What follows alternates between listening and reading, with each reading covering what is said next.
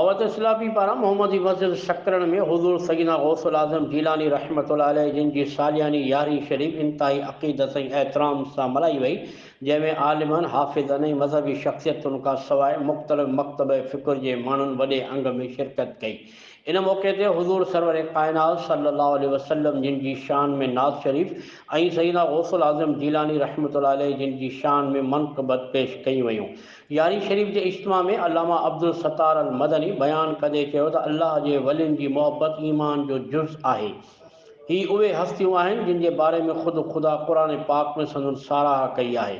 इन करे असांखे बि उन्हनि हस्तियुनि जो एहतराम करणु घुरिजे। हिन इहो बि चयो त हुज़ूर सईदना गौसुल आज़म जीलानी रहमतुल्लाह अलैह वलियुनि जो सरदार आहे, संदन रुतबो बि सभिनी वलियुनि खां आला आहे। इन करे असांखे बि घुरिजे त वलियुनि जो एहतराम कयूं, जंहिं लाइ दावत इस्लामी जो मदनी माहौल बहितरीन प्लेटफार्म आहे। इज्तिमा में दावत इस्लामी जो तालका निगरान मुख्तियार अली करमी, अल्लामा शाहज़ेब अल मदनी, अल्लामा तलहा अल मदनी, हाफ़िज़ शाहिद नवाज़ अत्तारी, इमदाद हुसैन अत्तारी पिणु शरीक हुआ। आख़िर में सलातो सलाम ते इज्तिमा जी पुॼाणी कई वई।